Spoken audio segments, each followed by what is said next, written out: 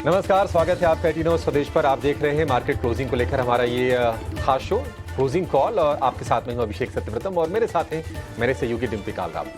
अप्रैल series की शुरुआत थोड़ी सी कमजोर नोट पर हुई है। मार्च में हमने तगड़ी खरीदारी देखी, निफ्टी करीब 5% चला, लेकिन आज हम देख रहे हैं कि 23,500 के स्तर को भी होल्ड करने में निफ्टी को प्रॉब्लम हो रही है। 130 अंकों के आसपास की गिरावट है। निफ्टी बैंक की बात करें, आज वहां पर हमने वॉलेटिलिटी देखी है दिन के दौरान, और इस वक्त करीब करीब जो गिरावट है 140 अंकों के आसपास की है। एडवांस डिक्लाइन रेशियो की बात करें, करीब 1000 शेयर ऊपर है, लेकिन उसके मुकाबले 1800 शेयर गिरावट के साथ कारोबार कर रहे हैं। और आज के अगर हम बड़े मूव की बात करें तो ओएनजीसी में करीब है 3% के आसपास की तेजी। दिन के दौरान करीब 5% ऊपर था शेयर ये, लेकिन थोड़ी सी ऊपरी स्तर पर प्रॉफिट टेकिंग इसमें भी आई है। और सबसे ज्यादा जो गिरने वाला शेयर है वो है इंडसइंड बैंक का, करीब 4% के आसपास की कमजोरी है।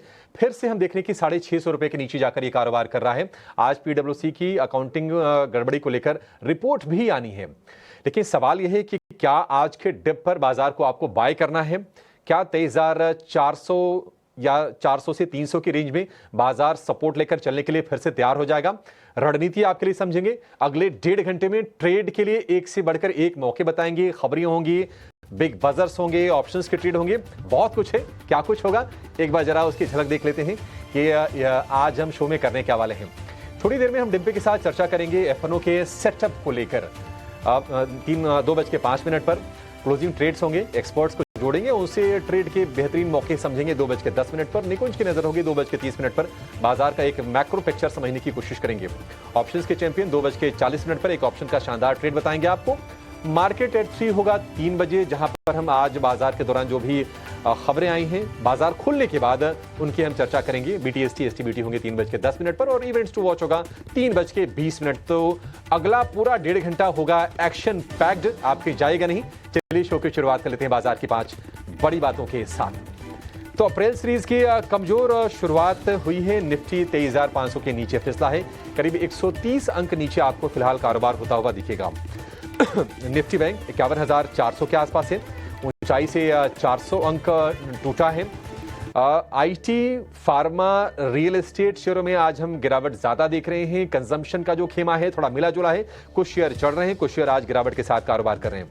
लेकिन दिग्गजों के मुकाबले अगर आप स्मॉल कैप को, मिड कैप को देखेंगे तो वहां पर थोड़ी सी आपको खरीदारी जरूर आज के सत्र में दिखेगी। तेल गैस और एफएमसीजी ये 2 पैक हैं जहां पर आज हम देख रहे हैं कि ठीक ठाक बाइंग के साथ कारोबार होता हुआ दिख रहा है, जिसमें कि ओएनजीसी, बीपीसीएल जैसे शेयर आज लीड कर रहे हैं। लेकिन आज बाजार का जो हीरो है वो है बीएसई का शेयर। एक्सपायरी को लेकर कंसल्टेशन पेपर आए हैं मार्केट रेगुलेटर सेबी की तरफ से, और एनएससी ने अपनी एक्सपायरी की जो प्रोपोज्ड जो दिन थी सोमवार, उसको फिलहाल के लिए टाल दिया है। और उसके चलते हम देख रहे हैं कि भारी वॉल्यूम के साथ बीएसई के शेयर में बाइंग आई है, और मार्च के निचले स्तर से शेयर करीब 50% चढ़ के ये कारोबार कर रहा है। फिर से हम देख रहे हैं कि भाव हो गए हैं 5,500 रुपए के आसपास पहुंचने की कोशिश है। तो चलिए एक बार जरा एफएनओ का सेटअप समझ लेते हैं, और उसके बाद अपने एक्सपोर्ट को जोड़ के आपके लिए बेहतरीन ट्रेड भी लेकर आएंगे। डिम्पी बताइए, आज बाजार एक ब्रीदर ले रहा है। एक बार जरा क्विक चेक आप निफ्टी पर दीजिए, उसके बाद हम बिग बजर्स की बात करेंगे। जरूर करेंगे, क्योंकि डेरिवेटिव एक्सपायरी है। अगर अभिषेक आपको सुबह याद होगा तो हमने आपको एक खाने का एग्जांपल दिया था। आप विंडो में थे नहीं, बल्कि हमने बकायदा प्रोड्यूसर को बोला कि ना, आप विंडो में काटो, और आपसे ये भी पूछा था कि अगर आपने मार्च में बहुत अच्छे से दावत खाई हुई है तो क्या आपको फिर से अप्रैल में मैं दावत खाने के लिए बुलाऊं। आपके मन में चल रहा होगा, अरे भाई अभी तो इतना मीठा खा लिया, इतना खाना खा लिया, अब बस है, और मेरे को 2-4 दिन का गैप दो, मैं फिर आऊँगा दावत पे, बट मेरे को 2-4 दिन का गैप दो। एग्जैक्टली मार्केट के अंदर वही होना है, क्योंकि आपने मार्च में वर्टिकल राइज देखा, सारा डाटा को एग्जॉस्ट किया, जो प्लेट लगी थी खाने की सबको आपने टेस्ट किया, उसमें ऑटो छोड़ा नहीं, उसमें आपने बैंक्स नहीं छोड़े, आपने फार्मा, मेटल, सब कुछ देखा। लेकिन अब आपको थोड़ा सा रेस्ट चाहिए आपका डाइजेशन को सुधार के लिए। ये एग्जैक्टली वही पार्टी का सिस्टम चल रहा है। एक मेगा पार्टी होने के बाद एक थोड़ा सा विश्राम है, उसके बाद शुरू होगी पार्टी, बट शायद पहली जैसी ना हो। दूसरी बार की पार्टी में इकोनॉमिक्स में एक टर्म्स होती है, इसको इस्तेमाल किया जाता है कि जब आप चीज़ों को ज़्यादा इस्तेमाल करेंगे तो उसकी वैल्यू कम होती जाएगी। तो मार्केट का जो फर्स्ट राउंड का तेज़ी आएगा, उसके बाद जो सेकंड राउंड की तेज़ी आए या थर्ड राउंड की तेज़ी आएगी, उसकी इंपॉर्टेंस कम होगी। चलिए बहरहाल मैं डाटा पे आ जाता हूँ। एग्जैक्टली वैसा ही ट्रेड कर रहा है जैसे हमने सुबह आपके सामने गाइडेंस की थी। मैं फिर से डाटा पे आता हूँ। निफ्टी अगर आप चेक कर रहे हैं तो हमने सुबह भी आपसे यही बात बोली थी कि 23,500 से 23,800 का बैंड होगा, जैसा तोड़ेगा वैसा होता जाएगा। तो 500 तोड़ा, 500 पाना मुश्किल है, क्लोजिंग में आप ये देख पा रहे हैं। बैंक निफ्टी के अंदर 51,500 तोड़ा, उसके नीचे आ गया, जैसे तोड़ेंगे और ड्रैग मारते जाएंगे। तो ड्रैगिंग मार्केट्स की हो सकती है अभी और भी। दूसरा पॉइंट, क्या बाजार में आज बड़े शेयरों का योगदान नहीं है? नहीं, बड़े शेयरों का योगदान तो है, बट वो रेंज में फंसे से हुए चर्न हो रहे हैं। मैं 2 सेक्टर आपको दिखाता हूँ, फिर 1-2 सेक्टर और भी दिखाऊंगा। पहला ऑटो का दिखाना, दूसरा आईटी का दिखाना, तीसरा एफएमसीजी का भी दिखाना। ये बाद में दिखाना, जो मैं आपसे बोलूँगा निफ्टी फ्यूचर्स वाली प्लेट, तब बाद में दिखाइएगा इसको आप, ठीक है। तो आप पहले दिखाओ निफ्टी आईटी इंडेक्स, जो भी प्रोड्यूसर साहब बैठे हुए हमारे, उसके बाद दिखाना निफ्टी का ऑटो इंडेक्स, ठीक है। अब दिखाओ आप निफ्टी का एफएमसीजी इंडेक्स, और एक दिखाना निफ्टी का एनर्जी इंडेक्स। ये मैं आपको 4 इसलिए दिखा रहा हूं क्योंकि इसमें से 2 डेज लो टेस्ट कर रहे हैं, बल्कि 2 में डेज लो नहीं है, ऑल दो बकायदा उनमें हरे निशान भी होगा और कुछ ज़्यादा बड़ी गिरावट नहीं है। ये सारी चीज़ का एक चर्निंग का पार्ट हो रहा है। जो मार्केट में नई सीरीज आई ना, उसकी चर्निंग हो रही है और ऐसे मथा जा रहा है। उसको देखा जाएगा कि अच्छा कौन बाहर निकलता है, कैसे हो रहा है, ये लगेगा समय। अच्छा, एक तो 3 दिन की एक्सटेंडेड छुट्टी है, इसलिए मार्केट में पार्टिसिपेशन ज़्यादा नहीं आएगी। एक और चीज़ आपको बताता हूँ, एफआईज की जो होल्डिंग 33 से 40% बढ़ी है ना, ये बहुत स्पीड से बढ़ गई है। ये 2-2% करके बढ़नी चाहिए थी, बट एक ही दिन में 7% का राइज आया। हमारे टारगेट अचीव हुए 40% वाले की एफआईज आ जाएंगे, बट इस चीज़ का हमें थोड़ा सा डाउट ये लग रहा है कि आगे बाजार और चलेगा, कि आगे एफआईज की होल्डिंग और आएगी। आज सुबह अगर आप बहुत गौर से गौतम शाह को सुन रहे होंगे तो उन्होंने भी यही बात बताई थी कि अपने स्टांस को थोड़ा वापस से कॉशियस कर लो आप, है ना। एक राउंड की हम पार्टी ऑलरेडी ओवर कर चुके हैं। तो बहुत सारी चीज़ें हैं मार्केट्स के डाटा की जो हम धीरे धीरे करेंगे। एक और चीज़ दिखाओ जरा, एडवांस डिक्लाइन की रेशियो दिखाओ। आज आपको ना कई दिनों बाद एडवांस डिक्लाइन थोड़ा डिस्टर्ब दिखेगा, ठीक। नई सीरीज़ की शुरुआत भी है। एक और पॉइंट भी हमने सुबह आपके सामने रेस किया था, वो था सीरीज़ लाइट आई है। ये सीरीज़ हल्की सीरीज़ है, थोड़ा मूड ख़राब होगा तो ब्लिप मारेगा, और थोड़ा भी मूड अच्छा होगा एकदम से शूट करेगा। 2 तारीख को डोनाल्ड ट्रंप वाला मैटर भी है, 1 तारीख को आप ट्रेड करोगे, 2 तारीख को फिर डोनाल्ड ट्रंप वाला मैटर आ जाएगा। तो बहुत सारे इफ एंड बट्स में छुटा हुआ बाजार है, इसलिए कुछ ना करो, शांति से बैठो। नई सीरीज़ में रोल ओवर करके आए हो, 350 पॉइंट का आपने बैंक निफ्टी का खर्चा झेला है, और करीब 200 पॉइंट का, करीब 150 पॉइंट का, 165 पॉइंट का निफ्टी का खर्चा झेल के आए। तो फिलहाल थोड़ा रुक जाओ, इतना भी खराब नहीं है, इतना भी ठीक नहीं है, थोड़ा सा ब्लिप होगा, धीरे धीरे करके बीच में होगा। सुबह भी अभिषेक जी मैंने आपको एक बात बताई थी कि जो पिछले 15 दिन आप काट के आए हो, अगले 15 दिन वैसे नहीं होंगे। तो आपको थोड़ा उसके लिए अपने आप को मेंटली प्रिपेयर कराना होगा, अपने दिमाग को फीड कर लीजिए वैसा कि हम जब पिछले 15 दिन देख के आए हैं, वो शायद इस साल के सबसे अच्छे दिनों में से एक हो। मैं अभी रिपीट कर रहा हूँ, मैंने लास्ट टाइम भी आपको बताया था कि जो मार्च के भी आप ये दिन देख रहे हैं ना, ये सिर्फ मार्च के नहीं, ये साल के भी सबसे अच्छे दिनों में से हो सकते हैं। तो इसलिए उसको आपने अगर अच्छे से एंजॉय किया है, उन्हीं यादों के साथ उसी एल्बम को बार बार घुमा के देखते रहो। वाह क्या दिन थे जब मैं 15 तारीख को माल लेके बैठा था और 30 तारीख को मेरा माल यहाँ तक आ गया। ऐसी एल्बम के पन्ने पलटिए और देखिए, कुछ कुछ वैसा कीजिए, और आज शांति से बैठी रहिए। मार्केट कुछ नहीं करेगा, यही रेंज के अंदर है। और ये ट्रिगर्स आपने ऑलरेडी चला दिया, हालांकि ट्रिगर्स में अभिषेक जी से पहले पता करता, लेकिन आपने चला दिए। तो अब जरा बता भी दीजिए अभिषेक जी, ये कौन कौन से ट्रिगर है, कौन कौन से बज़ है मार्केट के अंदर। ठीक है, ये तो अप्रैल सीरीज में बाजार की नज़र कहाँ रहेगी उसकी हमने आपको ग्राफिक्स दिखा दिया दर्शकों को कि देखिए रेसिप्रोकल टैरिफ को लेकर ट्रंप क्या करते हैं, 2 अप्रैल को नज़र में रहेगी। उसके अलावा 7 से 9 तारीख तक एमपीसी की पॉलिसी है, आरबीआई की एमपीसी की बैठक होगी, 9 तारीख को पॉलिसी आएगी, और उसके बाद दूसरे हफ्ते से अप्रैल की रिजल्ट सीजन की बाकायदा शुरुआत हो जाएगी। तो ये तो की ट्रिगर हो जाएंगे। आज अगर हम बजर्स की बात करें तो आप देखेंगे आपको बीएसई का शेयर सबसे ऊपर दिखेगा, करीब करीब 16-17% के आसपास का उछाल है, और 12 सत्र में ये शेयर करीब करीब 50% चला है। तो जो ग्राउंड लूज किया था एनएसई ने, जब अपने एफएनओ की तारीख चेंज करने का फैसला लिया था, एफएनओ का डे चेंज, एक्सपायरी का डे चेंज करने का जब फैसला लिया था, उसके बाद से बिकवाली आई थी और अब फिर से जोश में दिख रहा है।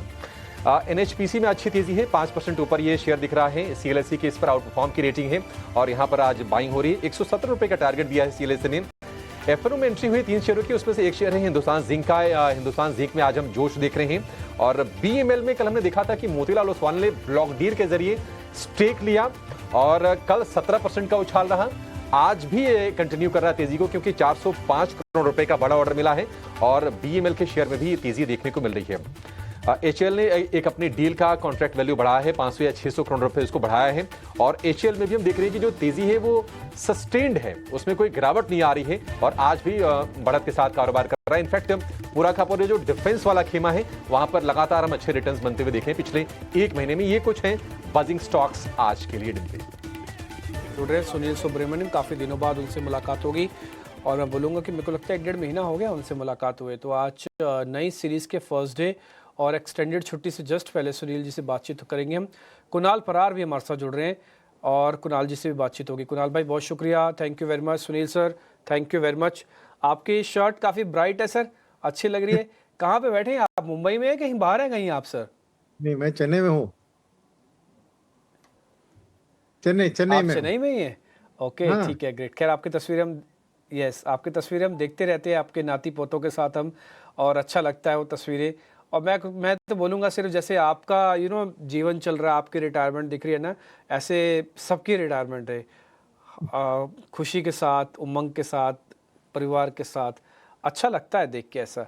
सुनील सर एक चीज़ बताइए, मार्केट में जो हमने एक स्ट्रॉन्ग रीबाउंड देखा है ना, ये तो खैर हमारी एक्सपेक्टेशन भी थी और काफ़ी हद तक फंडामेंटली जस्टिफाई भी हो गया था कि ऐसा रिबाउंड आना चाहिए। अब आगे का क्या होगा? आगे 2-4 मेरे को ऐसे ट्रिगर्स बताइए जिसपे बाजार रिएक्ट करेगा। छोटे मोटे तो चलते रहेंगे सर, लेकिन मेजर पॉइंट 2-4 मेरे को बता दीजिए। एक है कि आज शाम तक ट्रेड टॉक्स कंक्लूड हो रहे हैं इंडिया और अमेरिका के बीच में। जो गोयल जी गए थे उधर, पीयूष गोयल जी, और फिर वापस उनकी ट्रेड टीम आई थी। तो उसके जो रिजल्ट्स अब अगस्त सितंबर में ही ट्रेड डील फाइनलाइज होने की बात हो रही है, मगर आज जो कंक्लूड हो रहा है उसके बाद जो लीक होगा इंफॉर्मेशन उसके बारे में, क्योंकि ये सब टैरिफ के माहौल और चक्कर में इंडिया फायदे उठा सकता है। और ये ट्रेड डील बहुत इंपॉर्टेंट है कि बहुत से टैरिफ वाली चीज जहां ट्रेड डील स्ट्राइक हुआ है वहां अप्लाई नहीं होती है। तो मुझे जो भी एक इंफॉर्मेशन जो लीक होगी अगले हफ्ते से इस इंडिया और अमेरिका की ट्रेड डील के बारे में, वो मार्केट के लिए बहुत बड़ी ट्रिगर होगी, क्योंकि मार्केट के ऊपर ये टैरिफ का हवा पड़ा हुआ है और जहां से राहत थोड़ी भी दिखती है तो वो एक मार्केट में उछाल आ सकता है। सेकंड जो बहुत बड़ी ट्रिगर मैं समझता हूँ कि आरबीआई की पॉलिसी, क्योंकि एक तरफ यूएस की जो टैरिफ अनसर्टेनिटी और इसके कारण एक ग्लोबल रिसेशन की बात हो रही है। अब ग्लोबल रिसेशन माने क्योंकि यूरोप से गाड़ियां उधर अमेरिका में एक्सपोर्ट होते हैं, मेक्सिको कनाडा सब स्लो डाउन में चले गए, तो एक ग्लोबल स्लो डाउन हो सकता है। मगर उस माहौल में इंडिया का, क्योंकि हमारा एक्सपोर्ट का शेयर खाली 2% है, तो इसीलिए इंडिया एक शाइनिंग लाइट होगा। तो अगर ये रिसेशन का माहौल में होगा तो ये आरबीआई पॉलिसी क्या इस सपोर्ट रेट कट की माहौल, क्योंकि इन्फ्लेशन तो सपोर्ट दे रही है, यूएस में भी स्लो डाउन की बात हो रही है तो वो भी सपोर्ट देगी।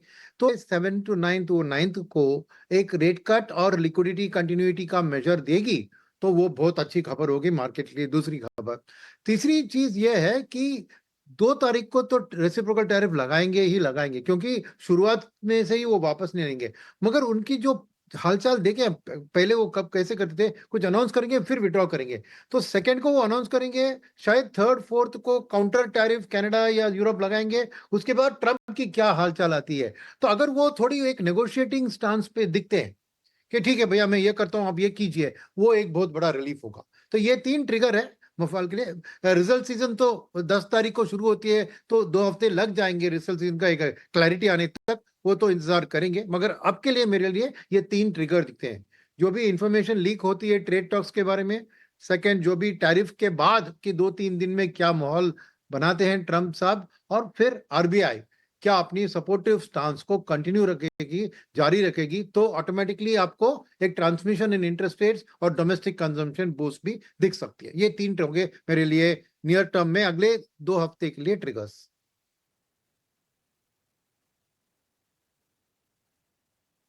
पॉइंट टेकन है सर, आपने अच्छे से ट्रिगर सारे बता दिए और हमने वैसे वो ट्रिगर्स कुछ लिख भी रखे थे। वो जैसे जैसे आप बोल रहे थे ना कॉन्स्टेंटली उसके साथ मैच भी कर रहे थे। अर्निंग्स, फिर आपने आरबीआई पॉलिसी के बारे में बोली, आपने टैरिफ्स के बारे में बोला। वो सारे ग्राफिक्स भले आप वापस से मैच भी कराना चाहो तो सर के मैच भी करवा सकते हैं। कुणाल परार भी हमारे साथ स्क्रीन पर है। कुणाल भाई नमस्ते, थैंक यू वेरी मच। कैसे रही आपके डेरिवेटिव एक्सपायरी क्लाइंट्स की?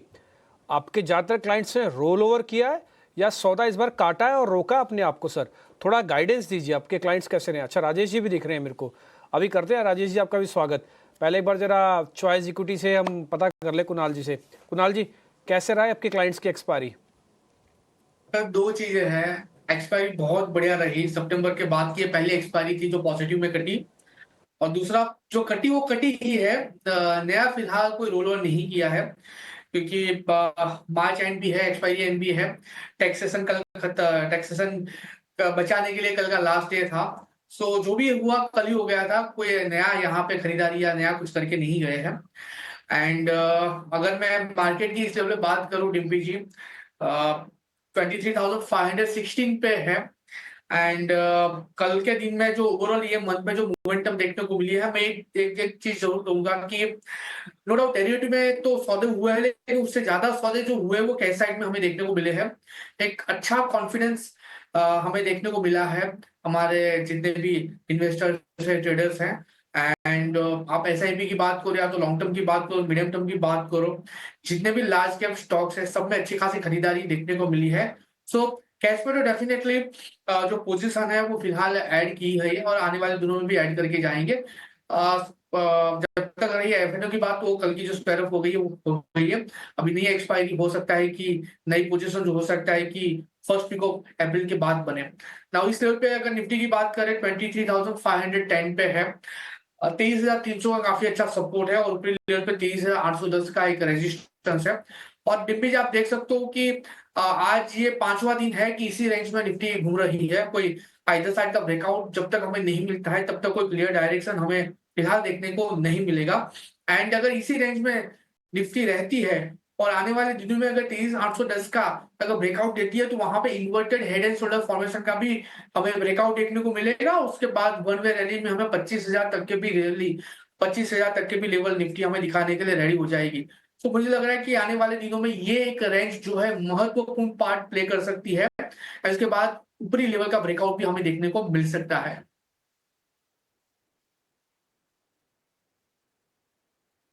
अभी यही मानना है कि थोड़ा आईटी के अंदर दम लगेगा वापस से। और देखो मार्केट कितना चॉपी है। थोड़ी देर पहले हम इसकी चॉपीनेस की बात बोल रहे थे जब हमने कार्यक्रम की शुरुआत की। निफ्टी, बैंक निफ्टी दोनों लाल निशान में थे, लेकिन बैंक निफ्टी इन ग्रीन वापस हरे निशान में आ गया। हालांकि पॉइंट्स में कुछ ज़्यादा नहीं जोड़े, बट फिर भी वो हरे निशान में है। ध्यान रखिएगा अगली सीरीज में अगर वैल्यू हंटिंग होनी है कहीं पे तो शायद वो आईटी में सबसे पहले हो सकती है। आज जब मैंने यही क्वेश्चन पूछा सुबह वैशाली पारिक से, प्रभुदास लीलाधर की, तो उन्होंने भी टीसीएस बोला। कुणाल जी आपसे मैंने पूछा, आपने भी आईटी और टीसीएस के बारे में जिक्र किया। ये महज इत्तेफाक नहीं है बल्कि मार्केट की स्टडी है जिसके बारे में बातचीत हो रही है। और आज हमारे एक और खास मेहमान है राजेश पालविया जी, और मैं बोलूँगा आज थोड़ा वो 2-in-1 फैक्टर के अंदर हैं।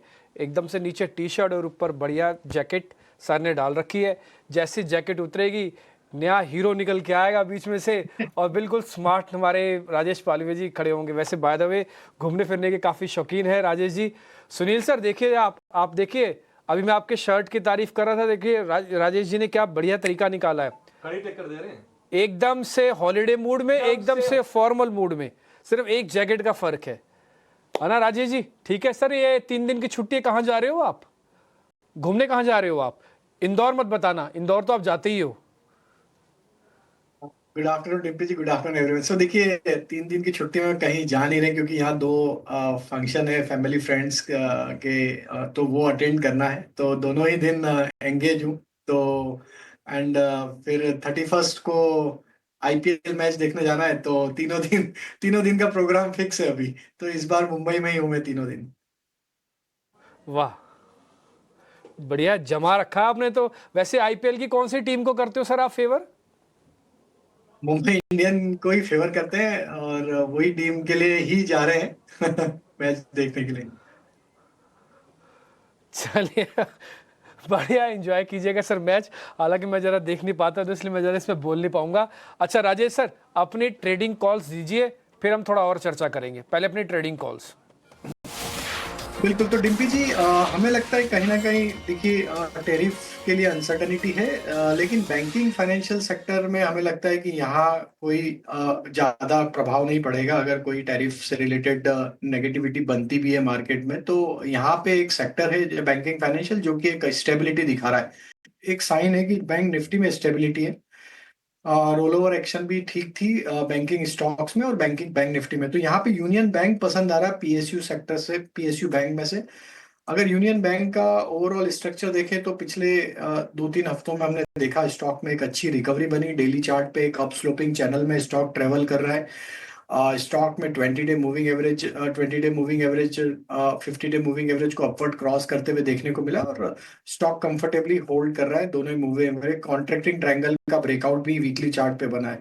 तो यूनियन बैंक बाय किया जा सकता है 132 134 के टारगेट के लिए। डाउन साइड में स्टॉप लॉस रखना होगा करीब 122 का। दूसरा स्टॉक जो पसंद आ रहा है वो है हेल्थ केयर सेक्टर से, और उसमें हमें फोर्टिस हेल्थ केयर यहाँ पे पसंद आ रहा है। ये स्टॉक में अगर हम देखें तो पिछले 4-5 वीक में एक नैरो प्राइस रेंज में कंसोलिडेशन था, और ये वीक में एक अच्छा ब्रेकआउट प्ले आउट होते हुए दिखा है उस कंसोलिडेशन का। जिस तरीके की प्राइस एक्शन आज बनी है फोर्टिस में, यहाँ पे स्टॉक ने अपने एक मल्टीपल सप्लाई जोन जो कि फरवरी में बने थे उसको ब्रेकआउट भी किया है। फोर्टिस बाई किया जा सकता है 730 के टारगेट के लिए। डाउन साइड में स्टॉप लॉस रखना होगा करीब 688। ठीक है, दो शेयर राजेश जी के दोनों खरीदारी की तरफ। 730 के टारगेट फोर्टिस के लिए और 130 134 के टारगेट होंगे यूनियन बैंक के लिए। यूनियन बैंक में रोलओवर्स भी अच्छे थे और हम बाइंग कल भी देख रहे थे और आज भी हम देख रहे हैं कि ये शेयर करीब करीब आपको 1.5% ऊपर दिखेगा। 132-34 दो टारगेट, 122 रुपए का स्टॉप लॉस। दो और एक्सपर्ट को जोड़ लेते हैं और टोटल हमारे जो एक्सपर्ट हो गए हैं उनकी संख्या हो गई है करीब 5 हो गए हैं। और रजत शर्मा सना सिक्योरिटीज से हमारे साथ जुड़ गए हैं और कोटक सिक्योरिटीज से अमोल आठवाले को भी शो में शामिल करेंगे। रजत जी, अमोल जी, आप दोनों का बहुत शुक्रिया, स्वागत है टी9 स्वदेश पर। अमोल, आपके पहले क्लोजिंग ट्रेड जान लेते हैं, उसके बाद आगे हम चर्चा बढ़ाएंगे। बताइए आज कहां पर आपका फोकस है? नमस्ते एंड गुड आफ्टरनून। वोल्टास के साथ जाना चाहूंगा पोजिशनल पॉइंट ऑफ व्यू से। 1430 के आसपास मैंने पिक किया था। 1550 के टारगेट निकल के आ रहे हैं और 1390 उसका स्टॉप लॉस रहेगा। हालांकि 2 वीक में थोड़ा स्टॉक करेक्ट जरूर हुआ है, बट अगर हम ब्रॉडर सेटअप देखते हैं तो अभी भी प्रॉमिसिंग साइड पे 50-20 डे सिंपल मूविंग एवरेज के ऊपर कंफर्टेबली ट्रेड हो रहा है और एक रिवर्सल फॉर्मेशन भी है। मुझे लगता है पोजिशनल पॉइंट ऑफ व्यू से 1390 के स्टॉप लॉस के साथ जरूर देखा जा सकता है।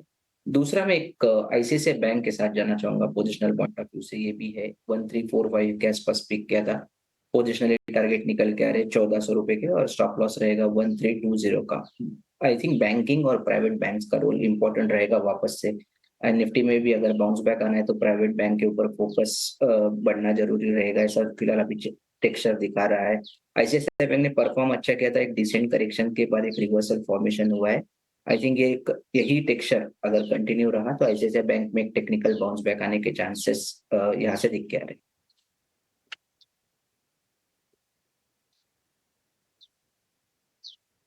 स्टॉप लॉस आप फिर से बताएंगे? आईसीआईसीआई बैंक का टारगेट क्या आपका? 1320 है, 1400 टारगेट।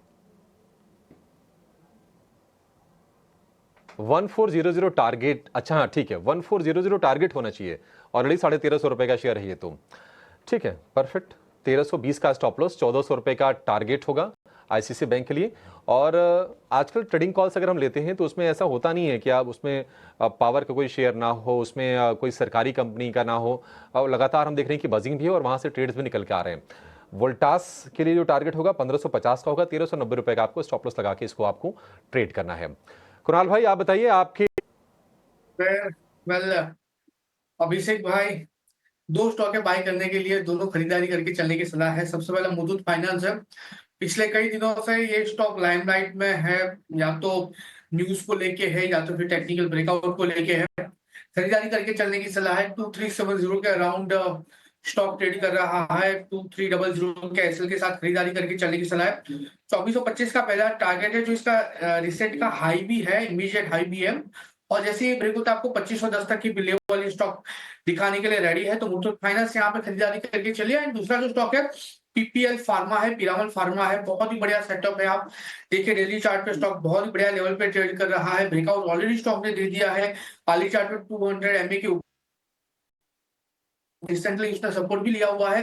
तो 215 के एसएल के साथ खरीदारी करके चलने की सलाह है पीपीएल फार्मा। 215 का एसएल, 231 का पहला टारगेट 231, और जैसे ही वो ब्रेक होता है आपको ऊपरी लेवल पे 241 तक के भी लेवल एज अ टारगेट ये स्टॉक दिखा सकता है। सो पीपीएल फार्मा यहाँ पे खरीदारी करके चलने की सलाह है। पीरामल फार्मा, मुथूट फाइनेंस, ये दोनों बाय करके चलने की सलाह है मेरी ओर से।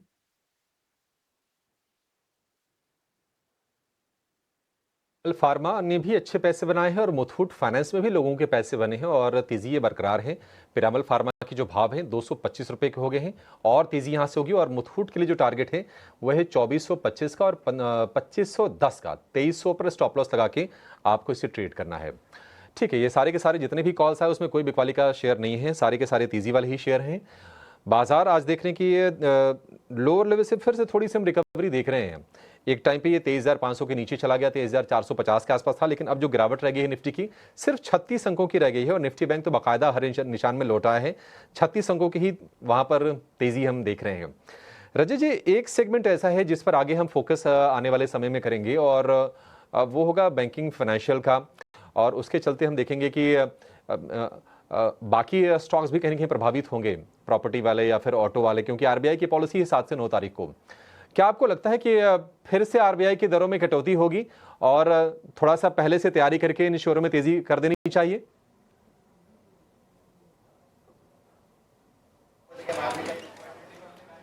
स्टॉक्स पर्टिकुलरली प्राइवेट सेक्टर जो बैंक्स हैं उनके स्टॉक्स वैसे ही इतने अट्रैक्टिव वैल्यूएशंस पे हैं कि अगर आप ये आरबीआई की दरों की कटौती को छोड़ भी दें तो भी इन्हें खरीदना चाहिए। सो आई थिंक ये एक बहुत अच्छे प्राइस पॉइंट पे आपको मिल रहे हैं और इनके रिजल्ट्स भी कोई इतने खराब नहीं आ रहे जितना लोग अर्निंग स्लो डाउन वगैरह की बात कर रहे हैं। अगर आप थर्ड क्वार्टर के रिजल्ट्स भी देखें, वैसे तो अगले हफ्ते से और 10-15 दिन से हम फुल ईयर रिजल्ट्स भी देखना शुरू कर देंगे, लेकिन अभी जो हमने देखे पिछले क्वार्टर के results, banking and financial services के 13 स्टॉक्स हैं निफ्टी में और उन 13 स्टॉक्स में सभी के रिजल्ट्स अच्छे आए थे बारिंग वन इंडसइंड बैंक। इनफैक्ट 13 के 13 कंपनियों के रिजल्ट्स पॉजिटिव थे, सिर्फ एक कंपनी जिसके नेगेटिव थे, अराउंड 39% नेगेटिव जिसके थे, वो इंडसइंड बैंक के थे। इससे एक्चुअली एक सीख और मिलती है कि इंडसइंड में पहले ही बिफोर दे डिस्क्लोज्ड एनीथिंग, उससे पहले ही पता लगने लग गया था कि कंपनी के अकाउंट्स में कुछ हो सकता है गड़बड़, इसीलिए रिजल्ट्स इतने गिरे थे। बहरहाल अगर आप देखें एचडीएफसी बैंक जिसका रिजल्ट सिर्फ 4% रेवेन्यू बढ़ा था, बहुत ही अच्छे प्राइस पॉइंट पे अवेलेबल है, बहुत ही सस्ता स्टॉक है इस टाइम। सो आई थिंक अगर रेट कट होता है तो दैट विल बी, जिसको बोलते हैं आइसिंग ऑन द केक। उसके सिवाय वैसे भी ये जो टॉप स्टॉक्स हैं HDFC bank, Kotak bank, large cap space से, इनको ऐड करना चाहिए। इनकी 3 वजह हैं। एक, जैसा मैंने कहा, बहुत ही अट्रैक्टिव लेवल्स पे है। दूसरा, ये स्टॉक्स बहुत ज्यादा इंपैक्ट नहीं कर रहे जो अभी मेन अनसर्टेनिटी का रीजन है डोनाल्ड ट्रंप के टैरिफ्स वगैरह, बिकॉज ये बिल्कुल डोमेस्टिक प्ले है। और तीसरा, ये स्टॉक्स काफ़ी टाइम चले नहीं है और मैंने किसी को भी कुछ दिन पहले कहा था सबसे अच्छा एक मेट्रिक किसी स्टॉक को लार्ज कैप स्पेस में पकड़ने का वो टाइम होता है जब लोग उसे पकड़ के बोर हो गए, वो चल नहीं रहा। और ब्लू चिप स्टॉक है, बहुत अच्छे रिजल्ट्स आ रहे हैं पर वो चल नहीं रहा। तो आई थिंक आप देखेंगे अगले आने वाले 6-7 महीने में पीपल विल फील ये मिस आउट हो गया उनसे अगर वो अभी नहीं लेते तो।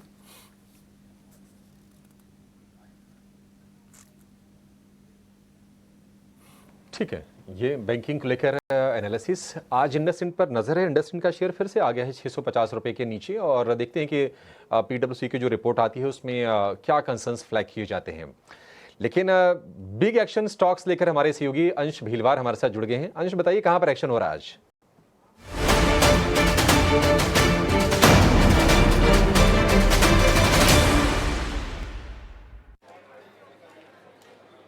बिल्कुल, तो 2 स्टॉक्स है हमारे रडार पर। सबसे पहले हम बात करेंगे ओएनजीसी की। यहाँ पे हमें लगभग 3% की बढ़त होती हुई नजर आ रही है। दरअसल एक रिपोर्ट के हिसाब से सऊदी अरामको इसमें स्टेक खरीदने वाली है, ओएनजीसी के साथ साथ बीपीसीएल में भी खरीदने वाले, जिसके चलते यहाँ पे पॉजिटिविटी बनती हुई नजर आ रही है। रिपोर्ट के अनुसार जो अरामको है वो ऑयल सप्लाई करने देख रही है, तो या तो शायद इन फर्म्स के थ्रू कर सकती है या तो डायरेक्ट एक्सपोर्ट कर सकती है। इसके चलते अगर ओएनजीसी की ही बात करें तो चार्ट पे भी इसमें 5 सेशन से जो एक कंसोलिडेशन चल रही थी वहां से स्टॉक ने ब्रेकआउट दे दे दिया है। काफ़ी समय से एक डाउनवर्ड स्लोपिंग रेजिस्टेंस बना हुआ था, वहाँ से भी आज काफ़ी अच्छा ब्रेकआउट देता हुआ नजर आ रहा है। साथ ही साथ 100 DMA को भी पार करता हुआ दिख रहा है, तो इसलिए इसमें काफ़ी बुलिश प्रेशर बनता हुआ नजर आता है। दूसरा स्टॉक जो हमारे लिस्ट में है वो है ब्रिटानिया का। दरअसल ब्रिटानिया आज निफ्टी से बाहर हो चुका है, एक्सक्लूड हो चुका है, तो ये मुक्त होने के चक्कर में हम देख रहे हैं कि शायद कहीं ना कहीं यहाँ पे स्टॉक में भी तेज़ी बनती हुई नजर आ रही है। साथ ही साथ अगर इसे हम चार्ट पे भी देखें तो 100 DMA को पार करता हुआ दिख रहा है।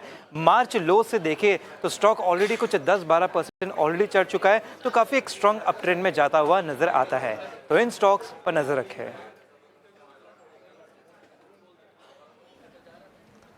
ठीक है, ये कुछ स्टॉक्स हैं जहां पर आज हम एक्शन देख रहे हैं। वैसे देखिए आज बाजार में ना मतलब बहुत ज़्यादा कोई स्टॉक स्पेसिफिक कोई बड़े मूवर्स नहीं है। BSE को अगर आप छोड़ देंगे तो ऐसे बड़े बड़े मूव्स बहुत कम दिखेंगे, लेकिन ये अंश ने आपके लिए काम किया है और ये कुछ एक्शन वाले स्टॉक्स आपके लिए खोज के लेकर आए हैं।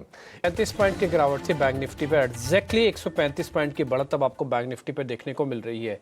मेरे साथ मेहमान बने हुए हैं, मेरे साथ कुणाल परार है, राजेश पालवी है, रजत शर्मा है, अमोल अठावले है। इन सभी मेहमानों से हम बातचीत कर रहे हैं। वैसे by the way Rajat Sharma ji काफ़ी स्मार्ट लग रहे हैं आज स्टूडियो में। एक बार ज़रा दिखाना तो रजत जी को। रजत जी थैंक यू वेरी मच, आज आप हमारे साथ स्टूडियो में तो पधारे। और हालांकि आप मुंबई स्टूडियो में, मैं दिल्ली में हूँ, तो आपसे आज वैसे सीधी बात नहीं हो पाएगी। और मेरे को लगता है थोड़ी थोड़ी ना शक्ल आपकी मेरे से मिलती भी है। एक बार ज़रा मैं अपने गेस्ट से पूछा करता हूँ, एक बार सभी गेस्ट को दिखाना, और मैं चश्मा उतारता हूँ 1 मिनट के लिए। कुणाल परार पहले आप वोट करो, कितनी शक्ल मिलती है परसेंटेज में बनाना मेरी, और एक बार रजत सर की विंडो काटो 1 मिनट के लिए, 1 मिनट के लिए, और जरा वोटिंग करवाते हैं आमने सामने ही। कुणाल परार जरा देखना हम दोनों की शक्ल कितनी मिलती है परसेंटेज में बताओ। 80%, 70%, 90%, 60% कितनी?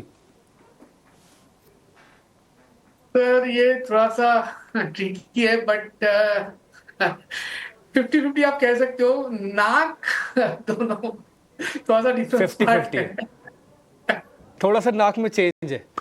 ठीक है, राजेश सर कितनी मिलती है, जरा आप वोट करना। आई गेस 60% मिलती है, और हेयर स्टाइल तो ऑलमोस्ट 90% आपकी सेम ही है।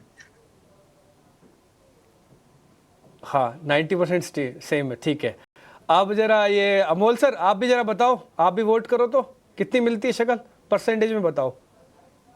ये कंसोलिडेशन फॉर्मेशन लग रहा है मुझे कि 50% पे ही रहना चाहूंगा, कि बुलिश है कि बेरिश है समझ में नहीं आ रहा। चलो ठीक है, कोई मिला के वोटिंग परसेंटेज 50% से ज़्यादा है। धीरे धीरे करके रजत जी जैसे हमारी शक्ल तो है, अकल भी हो जाए तो और अच्छा हो जाएगा और बढ़िया हो जाएगा हमारा भी। चलिए ठीक है, थैंक यू वेरी मच ये सब वोट कास्ट करने के लिए। 150 पॉइंट की बढ़त इस समय बैंक निफ्टी में मिल रही है।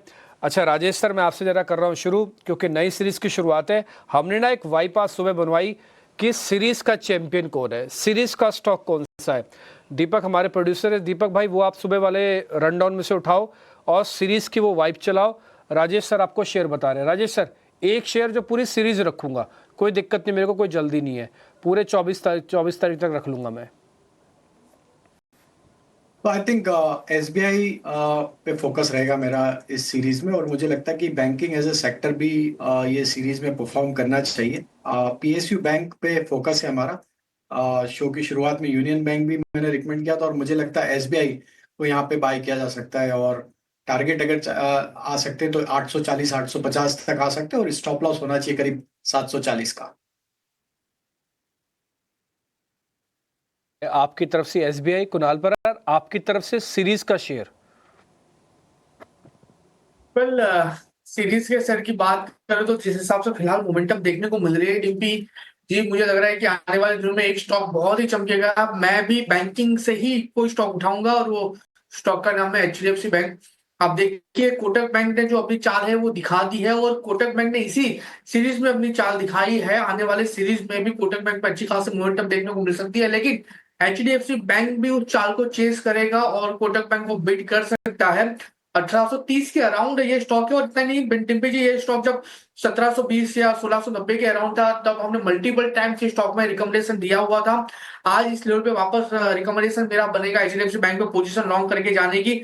1830 के अराउंड है। अगर मैं ट्रेडिंग के लिहाज से बात करूं 1800 का आपको यहाँ पे ऐसे मेंटेन करके चलना होगा। और टारगेट की बात करते हैं तो जिस हिसाब से स्टॉक का फिलहाल ट्रेड कर रहा है, सबसे पहला टारगेट आपको जो देखने को मिलेगा वो 1855 का है। 1855 जैसे ही क्रॉस होगा ये आपको 1900 तक के लेवल दिखाने के लिए रेडी है। तो ये जो सीरीज आने वाली सीरीज का जो किंग होगा, शेयर होगा, मुझे लग रहा है कि एचडीएफसी बैंक हो सकता है प्राइवेट बैंक में से। एचडीएफसी बैंक हो सकता है। देखो, दो एक्सपर्ट से पता किया, दोनों ने बैंकों पे अपना परफॉर्मेंस ज़्यादा अच्छा अभी भी दिखाया है। और आज भी आप देखो, अगर आप पहले रिकवरी देख रहे हो दोनों इंडाइसिस में से, तो बैंक निफ्टी में रिकवरी पहले हो रही है, क्योंकि ये बहुत तेज़ है। करीब 200 पॉइंट की अभी बढ़त आपको दिख रही होगी इसके अंदर, और इसने धीरे धीरे निफ्टी को भी ऊपर खींचा है। इसकी वेटेज काम आई। एचडीएफसी बैंक, एसबीआई, दो अब तक बैंकिंग हो चुके हैं तैयार। अमोल सर भी आपको बता देंगे, अक्षय पी भागवत भी आपको बताएंगे, कार्यक्रम में हमारे साथ जुड़ रहे हैं। रजत सर से भी हम थोड़ा आइडिया लेंगे। सीरीज का तो नहीं लेंगे, लेकिन क्वार्टर का ले लेंगे या अर्निंग्स का ले लेंगे। लेकिन उससे पहले ना मैं एक काम करता हूँ, ओशो को जोड़ लेता हूँ अपने साथ, ताकि एक ऑप्शंस का ट्रेड जल्दी से रख पाऊँ, फिर इस सीरीज को आगे बढ़ाएंगे। ओशो जी नमस्ते, थैंक यू वेरी मच। बताइए सर, आपका ऑप्शंस का ट्रेड कौन सा है? Very good afternoon sir. See overall मुझे लगता है कि आज का जो ब्रेकआउट देखने को मिल रहा है वो रैमको सीमेंट्स में देखने को मिल रहा है। एंड सीमेंट स्पेस ऑलरेडी काफी अच्छे मोमेंटम में है, तो रैमको सीमेंट की 900 के कॉल ऑप्शन को बाई करने की सलाह बनेगी। 30 रुपीज के आसपास होवर कर रहा है, तो करंट लेवल्स पे बाई करें।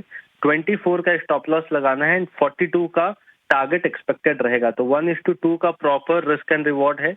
मैक्सिमम रिस्क जो है वो नियर अबाउट 5100 के आसपास बनता हुआ दिख रहा है एंड मैक्सिमम प्रॉफिट 10,000 तक के हमें देखने को मिल सकते हैं। बढ़िया, अच्छा ट्रेड आपने दिया। और मैं थोड़ा सीमेंट पे बुलिश भी हूँ। मेरे को भी लग रहा है कि डाटा अच्छा बना है, रोल ओवर के नंबर्स ठीक हैं, थोड़ा पब्लिक खर्चा करती है, यानी कि पब्लिक कैपिटल कैपेक्स बढ़ता है गवर्नमेंट का, तो सीमेंट का बेनिफिशियरी और होगा। ये रैमको सीमेंट फिट है सर, 900 की कॉल है स्ट्राइक की, एट द मनी है, काम बन जाएगा। लेवल्स वगैरह सब देख लीजिएगा, नोटिस कर लीजिएगा। शुक्रिया आपका ओशो, आज कार्यक्रम में जुड़ने के लिए। अक्षय सर, आपसे शुरू कर रहा हूँ। नमस्ते, पहले तो समय देने के लिए। सर मेरे को सीरीज़ का एक शेयर बता देंगे?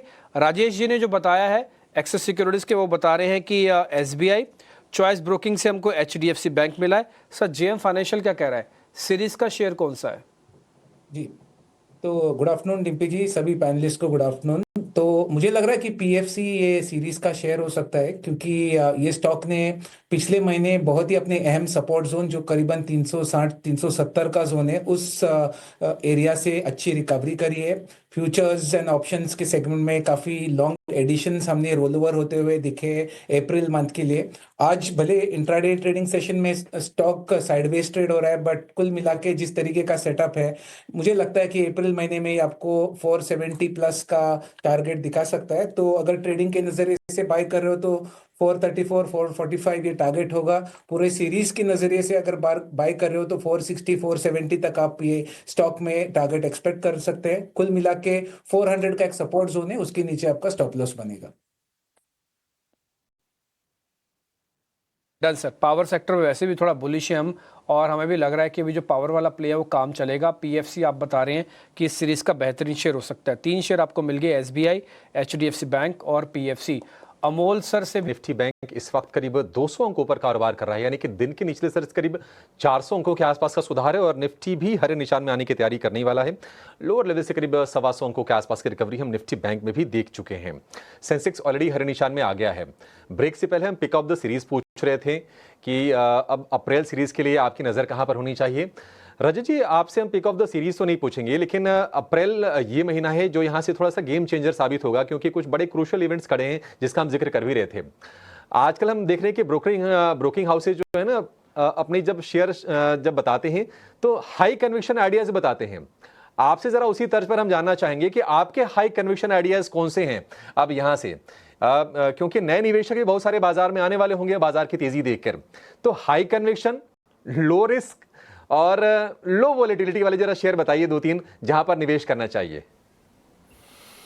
हाँ अभिषेक, शेयर्स तो मैं सबसे पहले बता देता हूँ, जो मैंने पहले डिस्कस किया आपके शो पे कई बार, जो मेरे हाई कन्विक्शन शेयर्स हैं वो सारे उसी थीम से आते हैं जो बहुत इंडिया फोकस्ड हैं। बैंकिंग जो मैंने अभी बताया, एचडीएफसी एंड कोटक मेरे बहुत हाई कन्विक्शन शेयर्स हैं इस टाइम पोर्टफोलियो में है। एफएमसीजी पर्टिकुलरली कंजम्पशन में से उसमें हिंदुस्तान यूनिलीवर, एशियन पेंट्स, वही जो शेयर्स बिल्कुल परफॉर्म नहीं कर रहे, लोग बहुत थक गए और उसके रीजंस हैं।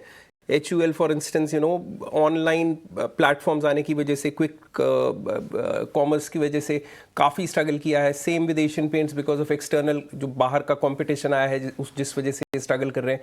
तो ये मेरे फेवरेट्स हैं। लेकिन एक चीज़ जो भी हमने की पिछले हफ्ते, हम देख रहे थे डोनाल्ड ट्रंप के जो टैरिफ्स हैं, इनका सबसे ज़्यादा इम्पैक्ट किन सेक्टर्स पे आता है।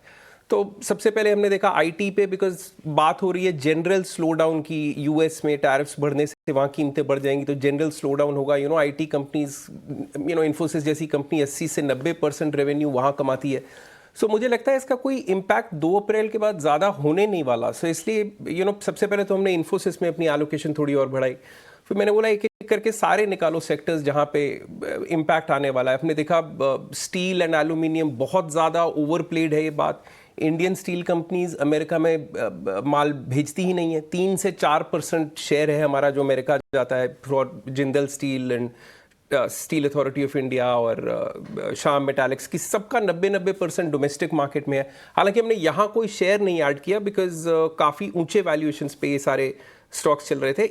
एक सेक्टर जो हमने अभी देखा, ऑटो एंसिलरीज। आपको याद होगा मैंने पहले टाटा मोटर्स रेकमेंड किया था, बिकॉज मुझे लगता है ये जो 1100 से गिर के 600 के 650 के आसपास आया, ये बिल्कुल एक नी जर्क रिएक्शन है कि टेस्ला इंडिया में आ रहा है। इनके JLR जो 25% रेवेन्यू जिसका अमेरिका से आता है, उस पर टैरिफ्स का एक बहुत इम्पैक्ट पड़ेगा, ज़रूर पड़ेगा। लेकिन मेरा मानना है गोइंग फॉरवर्ड ये अगर अपने ऑल टाइम हाई को भी टच करता है, जो भी इसने 1100-1150 रुपये तक बनाया था, अगले 3 साल में भी, तो भी आप 30 से 35% हर साल कमाएंगे। तो एक तो ये शेयर ऐड करना चाहिए। दूसरा, ऑटो एंसिलरी, वो एक सेक्टर है जहां पे जरूर टैरिफ्स का इमीडिएट बेसिस पे फर्क पड़ेगा। तो हमने देखा मदरसन सुमी, जो काफ़ी रेवेन्यू जिसका वहां होता है, वो स्टॉक काफ़ी शार्पली करेक्ट किया है।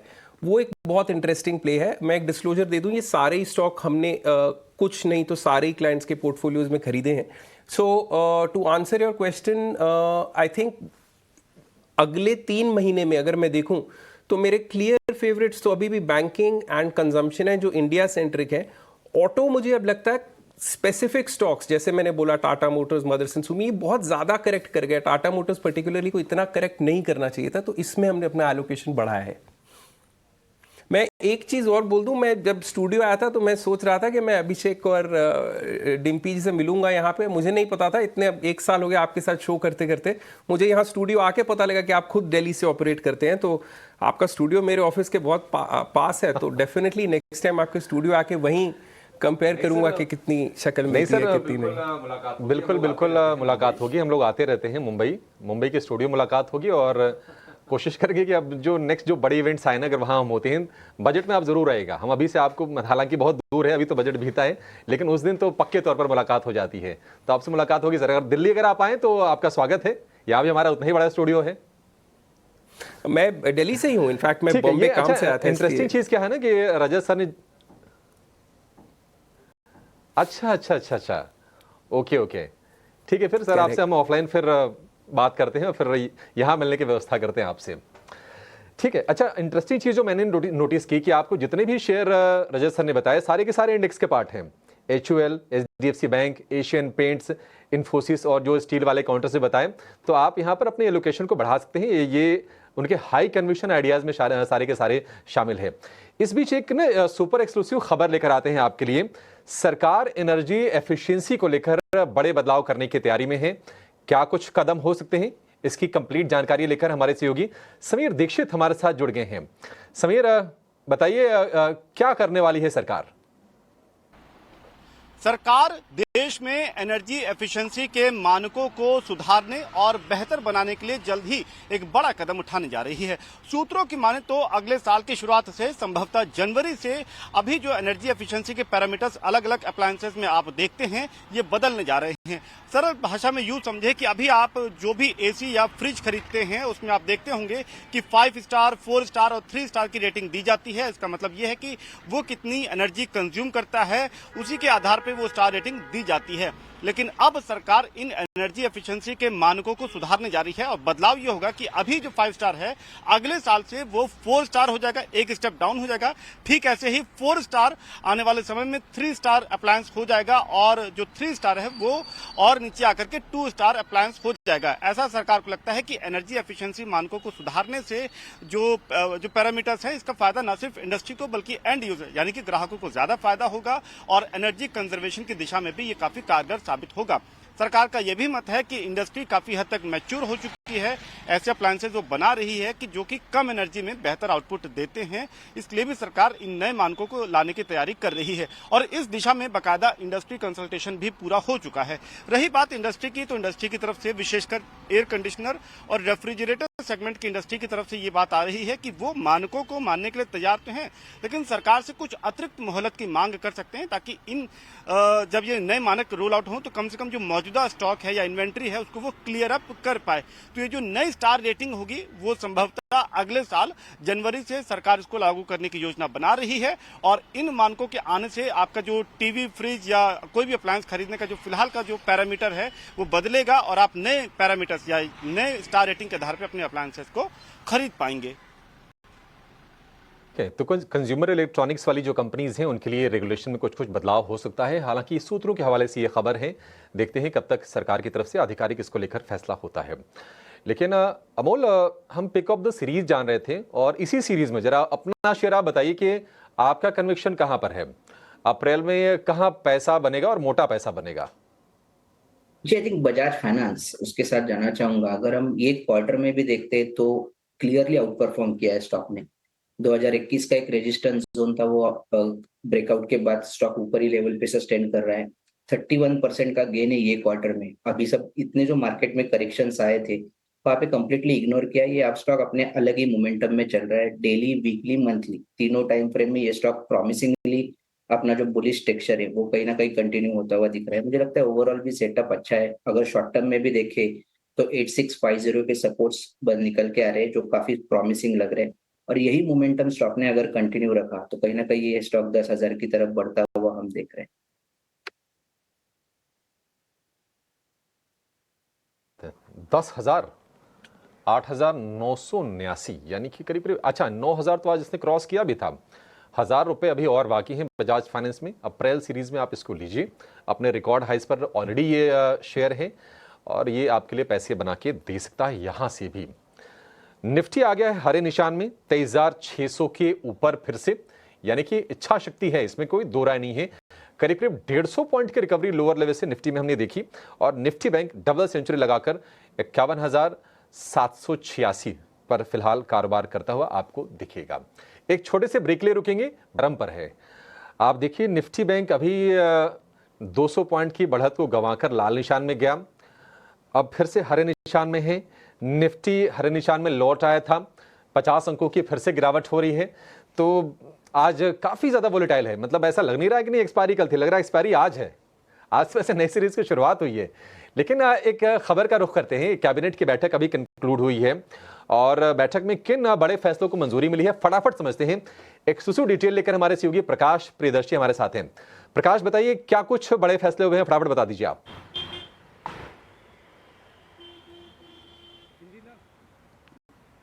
देखिए, सबसे अहम फैसला जो आज कैबिनेट ने लिया है, जैसा कि हमें सूत्र बता रहे हैं, वो इलेक्ट्रॉनिक मैन्युफैक्चरिंग से संबंधित एक PLI स्कीम को लेकर था। जैसा कि आपको पता है कि इलेक्ट्रॉनिक मैन्युफैक्चरिंग के लिए एक PLI स्कीम जिसकी घोषणा पहले की गई थी, उसकी मियाद मार्च के एंड में ख़त्म हो रही है और उसको ध्यान में रखते हुए एक नई स्कीम की घोषणा की गई है जिसका दायरा काफ़ी बढ़ाया गया है और करीब 24 से 27 हज़ार करोड़ रुपए के आसपास का जो एक फाइनेंशियल आउटले है उसको यूनियन कैबिनेट ने मंजूर किया है, जैसा कि हमें सूत्र बता रहे हैं। और मकसद ये है कि जो इलेक्ट्रॉनिक मैन्युफैक्चरिंग का जो कंप्लीट वैल्यू चेन है उसको इसके तहत शामिल किया जाए ताकि जो इंपोर्ट डिपेंडेंसी है उसमें कमी लाई जाए और इलेक्ट्रॉनिक मैन्युफैक्चरिंग कंपोनेंट्स के मामले में आत्मनिर्भर बना जाए। अगर आप उन इम्पॉर्टेंट कंपोनेंट्स पर नज़र डालें तो display batteries, camera modules, printed circuit boards, ये तमाम ऐसे इक्विपमेंट्स हैं जिसकी मैन्युफैक्चरिंग होगी और पहले स्कीम में इसको शामिल नहीं किया गया था। इसके अलावा सरकार का ये अनुमान है कि इस स्कीम के लॉन्च करने से करीब 50,000 करोड़ रुपए से भी ज़्यादा का इन्वेस्टमेंट इस सेक्टर में देखने को मिलेगा और आने वाले कुछ सालों के दौरान इन तमाम इक्विपमेंट्स के मामले में, उसकी मैन्युफैक्चरिंग के मामले में भारत आत्मनिर्भर हो जाएगा। तो ये तमाम ऐसे ऑब्जेक्टिव्स हैं जिसको ध्यान में रखते हुए इस PLI स्कीम की घोषणा की गई है। इसके अलावा एक और इम्पॉर्टेंट फैसला है जिस पर कैबिनेट ने अपनी मंजूरी दी है, वो है DA। सेंट्रल गवर्नमेंट एम्प्लॉयज़ के लिए 2% DA में 2% की बढ़ोतरी का फैसला यूनियन कैबिनेट ने लिया है। हालांकि ये जो भी इंफॉर्मेशन हैं अभी सोर्स बेस्ड हैं, कैबिनेट। ठीक है, तो प्रकाश ये जानकारी दे रहे थे कैबिनेट के डिसीजंस को लेकर। एक्सक्लूसिव डिटेल्स थी ये, थोड़ी देर में सरकार की तरफ से भी ऑफिशियल कंफर्मेशन इस पर आने की उम्मीद है। 3:15 हो गए हैं और हमारे एक्सपर्ट्स तैयार हैं अपनी BTST ट्रेड्स के साथ। राजेश जी, शुरुआत आपसे ही करना चाहेंगे, बताइए BTST कहाँ करनी है? लंबा वीकेंड अब है तो 3 दिन का, अब मंगलवार को बाजार में मुलाकात होगी, क्या खरीद के जाना है? तो आई थिंक ग्लेनमार्क फार्मा यहाँ पे पसंद आ रहा है। एक फॉलिंग चैनल का ब्रेकआउट यहाँ पे वीकली चार्ट पे हुआ है और काफी स्टेबल स्ट्रक्चर देखने को मिला स्टॉक का पिछले 3-4 हफ्तों में। तो ग्लेनमार्क फार्मा हमें पसंद आ रहा है। 1570-1580 के टारगेट के लिए बाय किया जा सकता है। डाउन साइड में स्टॉप लॉस जो रखना है वो होगा करीब 1520 के आसपास।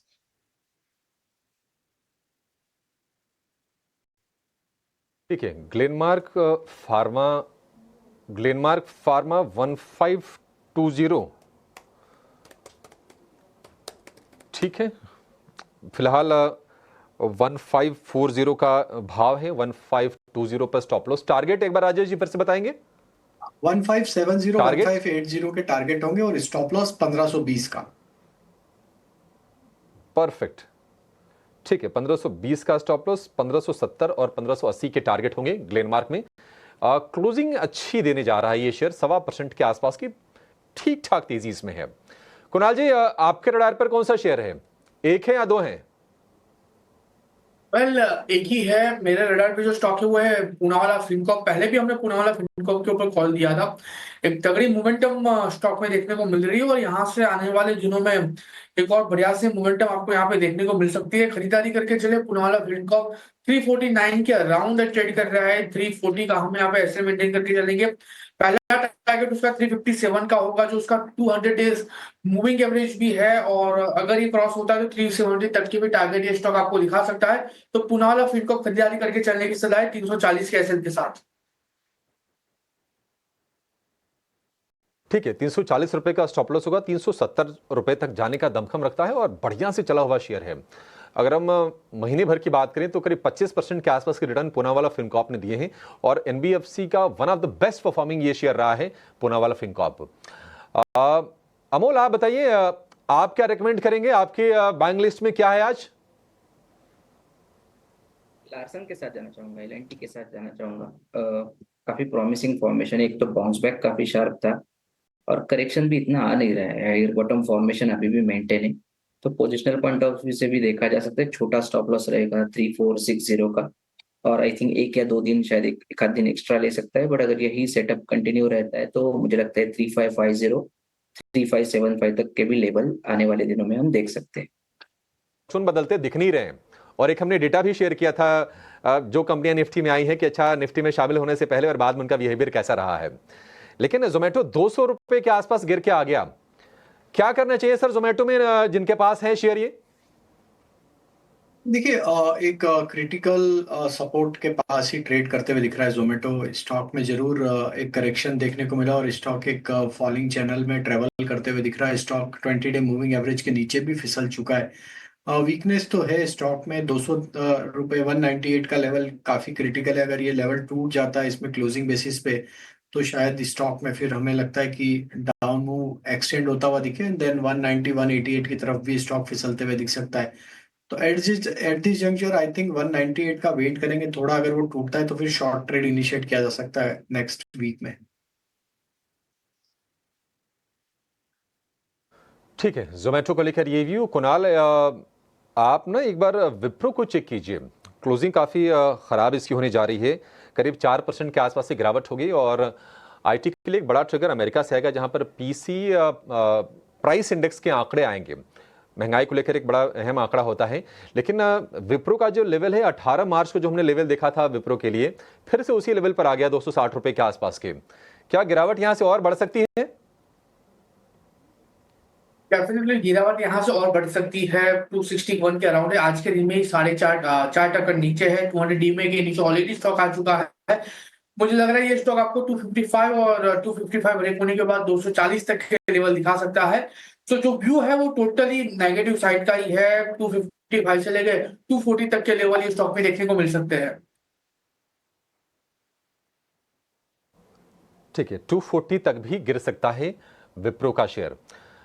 राजेश जी, फटाफट जरा बीएसई के बारे में बताइए, क्योंकि बीएसई में अगर हम पिछले 12 ट्रेडिंग सत्र की चाल देखें तो तकरीबन 49-50% की रैली हो गई है। जो लोग वहां पर एक्टिव हुए होंगे 4000 रुपए के भाव के आसपास, क्या ट्रेड काट लें या फिर आपको लगता है कि नहीं अभी चलेगा और ये शेयर? अभिषेक जी, वेट करना चाहिए, होल्ड करना चाहिए। स्टॉक में काफी स्ट्रांग बाइंग एक्शन बना है और हमें लगता है कि अपने प्रीवियस स्विंग हाई के आसपास वापस ये रिविजिट करते हुए दिख रहा है।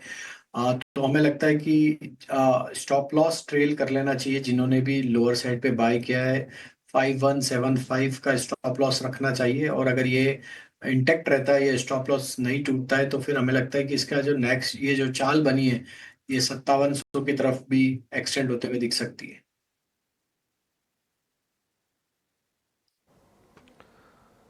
ठीक है, बढ़िया है बीएसई को लेकर ये व्यू। चलिए अब क्लोजिंग की तरफ बढ़ेंगे। और कल हमने बाजार में परसों कमजोरी लगभग इतनी ही देखी थी निफ्टी में, और कल वो पूरा लॉस रिकवर हुआ।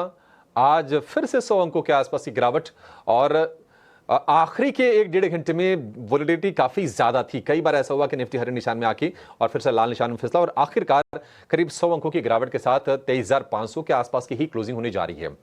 तो रेंज कहीं ना कहीं वो डिफाइंड है, जो हम कह रहे हैं कि नहीं 23,700-800 के रेंज में एक रेजिस्टेंस है। आज तो खैर वहां तक पहुंचने की बाजार ने बहुत कोशिश नहीं की, लेकिन हरे निशान में लौट के जरूर आया था, लेकिन वो सारी की सारी हरियाली हवा हो गई और 100 अंकों की गिरावट बाजार में। आज के अगर हम बाइंग की, अगर हम टीजी वाले शेयरों की बात करें, कोटक बैंक में आज बाइंग देखी हमने। ओएनजीसी का शेयर इंट्राडे में करीब 5% ऊपर था, आखिरकार करीब 2% ऊपर ही बंद हुआ है। टाटा कंज्यूमर में हमने तेजी देखी करीब 3% के आसपास की। आईसीआईसीआई में करीब 1% के आसपास की तेजी रही। लेकिन आईटी शेयरों में और फार्मा शेयरों में आज नरमी रही। विप्रो, इन्फोसिस में कमजोरी रही।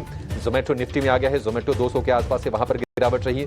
एमएनएम फिर से कमजोर हो रहा है। हम 2650 रुपए के आसपास के भाव एमएनएम में देख रहे हैं। और श्रीराम फाइनेंस, इंडसइंड बैंक में भी 3% से ज्यादा की कमजोरी आज के सत्र में हमने देखी है।